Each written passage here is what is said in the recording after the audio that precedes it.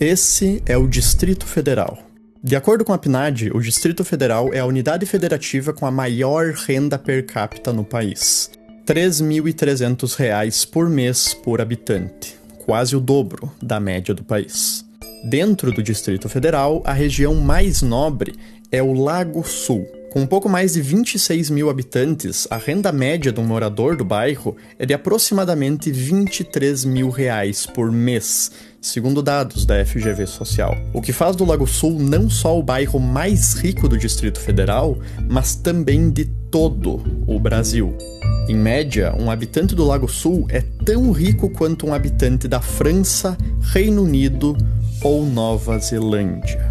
Do outro lado, nós temos a cidade estrutural. Com um pouco mais de 45 mil habitantes, essa é a região mais pobre do Distrito Federal. Com uma renda média de R$ 486 por pessoa, os moradores da estrutural são tão pobres quanto habitantes do Iêmen ou do Zimbábue.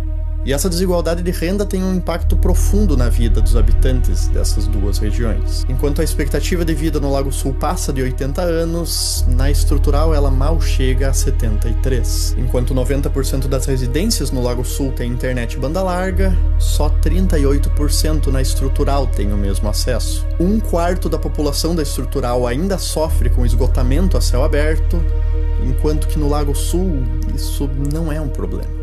Mas por mais absurda que essa desigualdade possa parecer, tem um bairro ainda mais rico no Brasil, chamado Juizlândia.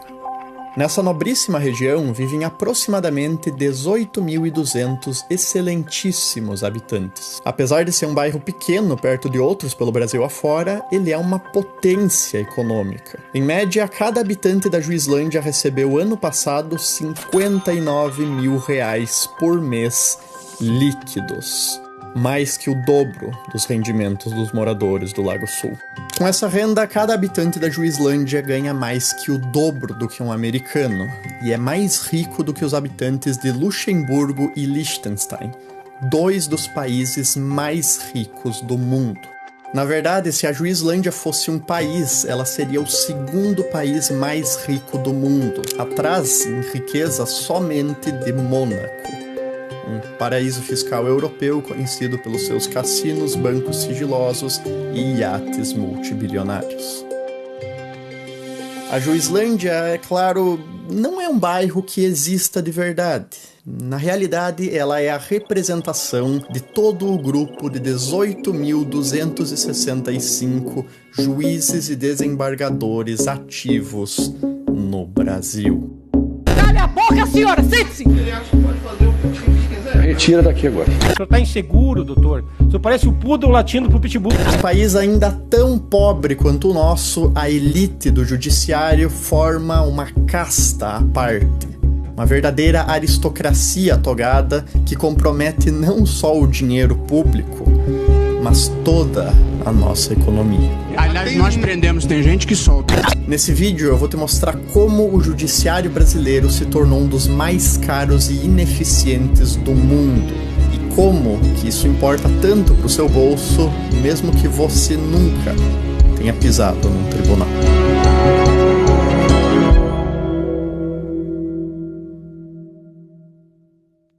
No dia 25 de fevereiro de 2024, o presidente do Supremo Tribunal Federal, Luiz Roberto Barroso, publicou uma coluna na Folha de São Paulo intitulada "Quanto vale o Judiciário?". A opinião do ministro é deixada bem clara já no subtítulo: inestimável. Justiça não se mede em dinheiro. O texto é uma reação do ministro contra a onda de insatisfação com o custo e os privilégios que o judiciário brasileiro acumula, que, sinceramente, você não precisa nem se esforçar muito para encontrar. Realmente, o termo servidor público começa a parar de fazer sentido a partir do momento em que, num país tão pobre e desigual quanto o nosso, o orçamento de comida para os nossos servidores inclua 1,1 milhão de reais em medalhões de lagosta e vinho. E o fato de que o STF literalmente custa mais por ano do que a família real britânica. O STF, entretanto, apesar de ser a instância mais alta do judiciário brasileiro, acredite ou não, a menor parte do problema orçamentário. Sim, a menor parte, já que os salários dos ministros tendem a respeitar o teto constitucional de R$ 46.366, o que já é um valor extremamente generoso em um país onde o trabalhador médio ganha menos de R$ 3.400 por mês. Barroso, Toffoli e Moraes, que recebem esses salários, são nomes que você provavelmente já ouviu. Agora, Glauco Antônio...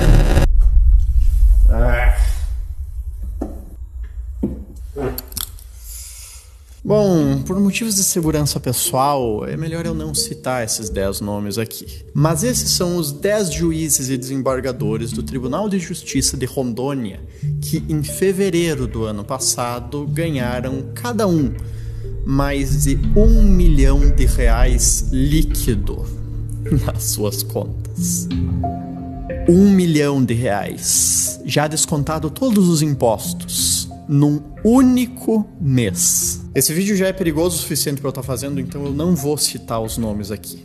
Mas essa informação é pública e está disponível na matéria do Estadão, que eu vou estar linkando aqui embaixo, e também no site do Portal da Transparência do Tribunal de Justiça de Rondônia. Quando questionado pela imprensa, o tribunal alegou que os pagamentos efetuados, identificados pela rubrica Vantagens Eventuais, se referem ao adicional por tempo de serviço, indenização de férias e outros direitos que estavam acumulados, os quais foram devidamente autorizados pelo Conselho Nacional de Justiça.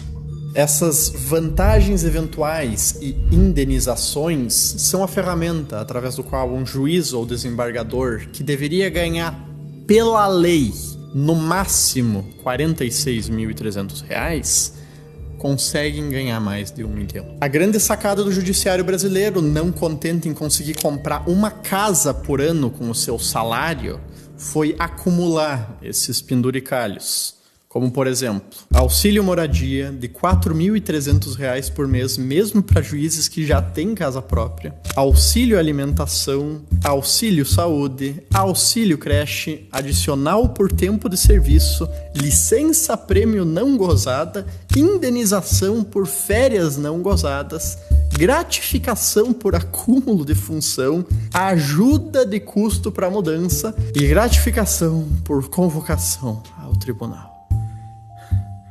Eu perdi até o fôlego aqui. E sabe a melhor parte? Como esses auxílios, vantagens e verbas indenizatórias são considerados como benefícios e não como parte real do salário, a maioria deles não paga 1 centavo de imposto. O resultado disso é o atentado contra o bom senso que essa pirâmide representa. 63.816 juízes e desembargadores recebendo mais de R$ 100 mil por mês. Mais que o dobro do teto constitucional. Dizer que essas pessoas vivem numa realidade paralela, num país onde metade da população não tem acesso a coleta e tratamento de esgoto nas suas residências, é um eufemismo. E se essa falta de tato não é óbvia da parte do Barroso, bom, pergunta a qualquer juiz ou promotor o que eles acham sobre o tamanho do próprio salário, que vocês provavelmente vão ouvir algo como isso aqui. Vários fake news falando que juiz ganha 200, 400 milhões de reais. Eu brinco quando eu leio isso, que alguém está ficando pelo menos com grande parte do meu salário. Isso aí é uma campanha difamatória mesmo que vem sendo realizada. Salário, o subsídio, na verdade, fica em torno de R$ 24.100 líquido. Aí nós temos por volta de R$ 5 mil, que é auxílio alimentação e auxílio saúde, e algumas outras verbas que vêm sendo pagas, que são indenizatórias, que são autorizadas pelo Supremo e pelo CNJ, ou seja, não existe nenhuma ilegalidade em relação a isso. Então, com tudo isso, chega em média aí de R$ 45 mil líquido. E tem uma boa aposentadoria, então? Não, infelizmente não. Devo ganhar aí pelo menos só metade desse valor que eu acabei de falar. E quem está entrando atualmente na magistratura é um absurdo, porque vai ficar aí 40 anos trabalhando e vai aposentar com o teto do INSS, que hoje é 7 mil. Ou seja, ninguém vai querer ser mais juiz. O problema todo é esse, né? É curioso a entrevista da juíza na rua, que um juiz que entra a partir de agora recebe só 7 mil reais por mês. Bom, para a infelicidade de todos nós plebeus, essa precarização não atinge juízes que já entraram na carreira. Um juiz aposentado hoje ainda recebe, em média, 35 mil reais mensais, enquanto que a aposentadoria média de um trabalhador do INSS é de R$ 1.863 reais mensais para aposentadorias urbanas e de R$ 1.415 reais para trabalhadores rurais. Mas essa média aí também esconde muitas aberrações. Por exemplo, em 2024, 8 dos 10 juízes mais bem pagos do Brasil eram aposentados. Esses juízes aposentados, aliás, todos vinculados ao Tribunal de Justiça de Rondônia, o Tribunal de Justiça de Rondônia, receberam entre 2 milhões e 2,5 milhões cada um nas suas contas bancárias. Você consegue imaginar você estar sentado sem fazer porra nenhuma e simplesmente, do nada, pingar 2 milhões na sua conta? Você se sente ofendido, indignado com esses privilégios, talvez? Pois deixa eu te lembrar que a maior punição que um juiz pode sofrer para quando ele comete alguma infração grave não é ser demitido como qualquer outro servidor público normal, mas sim é a aposentadoria compulsória. Essa terrível punição custa aos cofres públicos a bagatela de 59 milhões de reais por ano. E nos últimos 15 anos a Justiça aposentou 123 juízes dessa maneira, pelos mais variados motivos, desde corrupção passiva até assédio sexual. Um dos casos mais recentes inclui um juiz federal que comprou fazendas no valor de 33 milhões de reais, mas não conseguiu comprovar a capacidade financeira para ter construído esse patrimônio. Depois da punição, o juiz encerrou a sua carreira aos 58 anos de idade, milionário, aposentado, recebendo do Estado brasileiro até o seu falecimento. E bom, para você só resta pagar a conta e não reclamar. O Brasil gastou cerca de 133 bilhões de reais com o sistema judiciário só em 2024. Para colocar isso em perspectiva, isso é mais de 60% do orçamento federal para a saúde, 20% a mais do que todo o gasto federal com educação e é mais do que o PIB de 6 dos 7 estados do Norte e 6 dos 9 estados do Nordeste. De fato, o gasto do judiciário é tão grande que ele supera o PIB do Acre, Amapá, Roraima e Tocantins juntos. A comparação internacional é ainda pior. O judiciário brasileiro custa cerca de 1,3% do PIB, mais que 4 vezes a média mundial. É o segundo judiciário mais caro do mundo, atrás só de El Salvador. Na sua coluna na Folha de São Paulo, o ministro Barroso defende o custo desproporcional do judiciário, dizendo que a justiça brasileira é provavelmente a mais produtiva do planeta.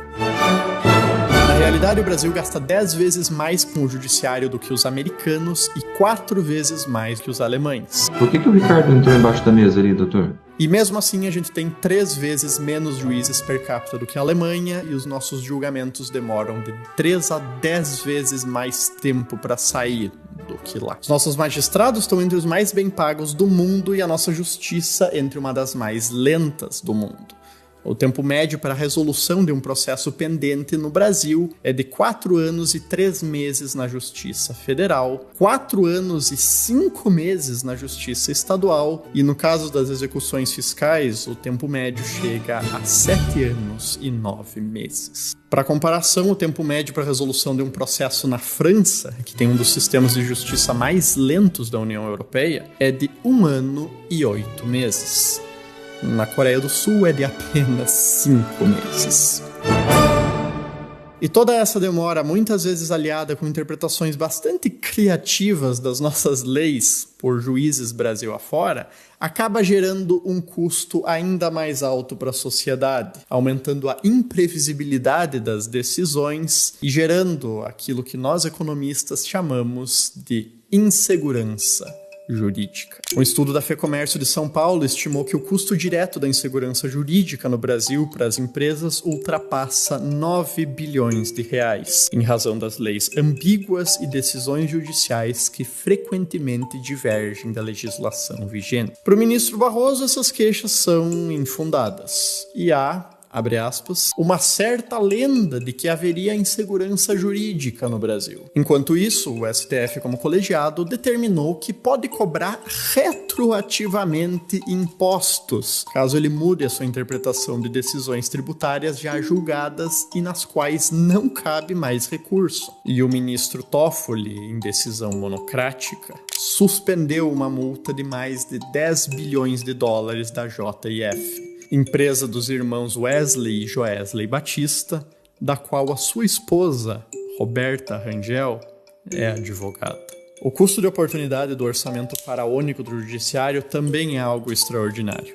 Se a gente cortasse metade do orçamento deles, ou 66,5 bilhões de reais, a gente ainda assim teria o segundo judiciário mais caro do planeta, mas com o dinheiro que sobrou, daria para construir aproximadamente 6.650 escolas de ensino fundamental e médio de tempo integral, garantindo a cobertura de mais de 1,15 milhões de alunos. Equipar cerca de 1.100 hospitais de médio porte para operações de média e alta complexidade e asfaltar mais de 40 mil quilômetros de rodovias. Só que esses gastos, por serem focados na base e em investimentos em infraestrutura, beneficiariam justamente as pessoas mais carentes da sociedade brasileira, já que os super salários do judiciário fazem exatamente o contrário. Se a classe de funcionários públicos como um todo já contribui para piorar a desigualdade brasileira, no mesmo nível em que o Bolsa Família melhora ela, o estrago que um juiz em início de carreira, que já sai ganhando mais do que 99% da população brasileira, faz na concentração de renda nesse país, é provavelmente só tão grande quanto o ego característico de alguns membros da mesma classe. Sim, quem é a empresa? Senhor Leandro, eu chamei sua atenção, o senhor tem que responder assim: o que a senhora deseja, excelência? Responda, por favor. Oi, eu não entendi. Desculpa. Eu chamei sua atenção. O senhor tem que responder assim: o que a senhora deseja, excelência?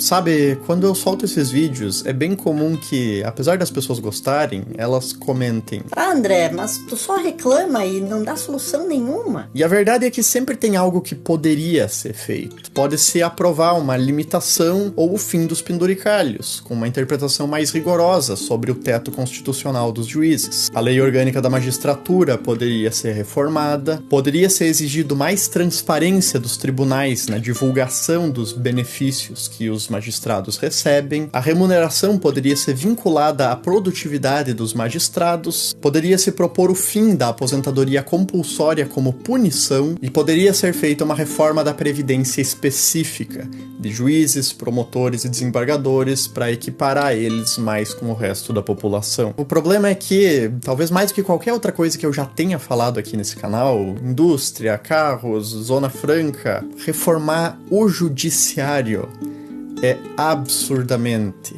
mais difícil. Vamos pegar a aposentadoria compulsória como exemplo. A PEC número 3 de 2024 propõe a extinção da aposentadoria compulsória como punição para juízes, promotores e militares. Perfeito!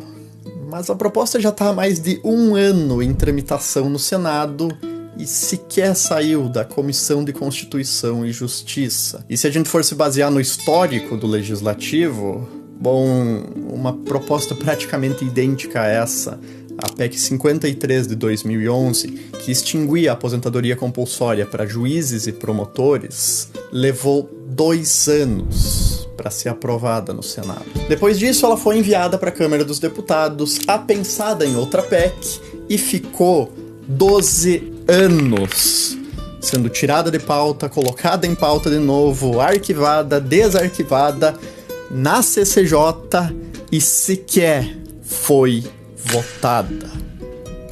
Você tá brabo? Puto, quem sabe? Sabia que mesmo a esse ponto do vídeo ainda dá pra ficar pior? No dia 2 de dezembro de 2024, o governo encaminhou a PEC número 45, que cortava gastos e restringia um pouco aqueles penduricalhos que resultam nesses salários de 100, 200, 1 milhão acima do teto.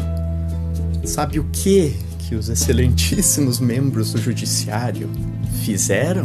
No dia 4 de dezembro de 2024, os juízes, presidentes de tribunais federais e as dezenas de associações em defesa deles se posicionaram terminantemente contra a PEC e ameaçaram, caso ela fosse aprovada, uma aposentadoria em massa de 40% dos juízes no país inteiro, ameaçando uma bomba previdenciária, uma bomba fiscal, porque se os bonitos se aposentassem, a gente que ia ter que estar bancando o salário quase integral de aposentadoria deles, mais os juízes que iam ter que ser contratados para substituir eles, e uma paralisação do sistema jurídico do país, que não ia funcionar com 40% dos juízes a menos. Não que ele funcione muito bem agora, não é mesmo? E sabe o que aconteceu?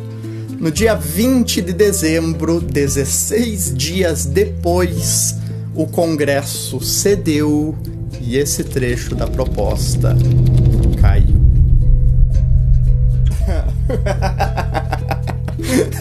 A esse ponto eu não sei mais o que falar pra vocês, sinceramente. Tinha mais uns trechos aqui no roteiro sobre como que é o judiciário que define os próprios salários e como que a gente depende da boa vontade deles pra cortar os próprios benefícios, ou sobre como metade do Congresso tem o rabo preso com o judiciário e por isso que essas propostas de corte quase nunca têm chance de passar. Mas eu acho que a esse ponto vocês já entenderam, não é mesmo? Dizer que isso aqui é injusto é óbvio, ao mesmo tempo em que é irônico, tendo esses disparates partido do poder que deveria representar a justiça. Então talvez seja melhor chamar por aquilo que realmente é, uma vergonha. Mas bom, mesmo isso, mal dá pra se dizer sem arrumar problema. Ministro Lewandowski, o Supremo é uma vergonha, viu? Eu tenho vergonha de ser brasileiro quando eu vejo vocês. Você quer ser preso? Eu não posso me expressar? Chama a Polícia Federal, então. Chama a Polícia Federal, então. Chama a Polícia Federal. Chama a Polícia Federal. Chama. Porque eu falei que o Supremo é uma vergonha.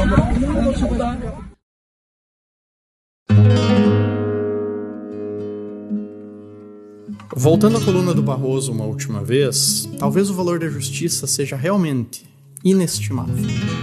Mas a partir do momento em que se usa do ideal da justiça para enriquecer e solidificar privilégios ao custo de uma população que nem nos seus sonhos mais selvagens sequer sonharia em ganhar 10% do que alguns de vocês ganham em um mês, será que o judiciário está realmente sendo justo, ministro Barroso? Ou será que ele só virou uma caricatura de si próprio? Mais uma máquina de produzir desigualdades, pervertendo a própria lei que deveria defender, com interpretações criativas para acumular vantagens eventuais.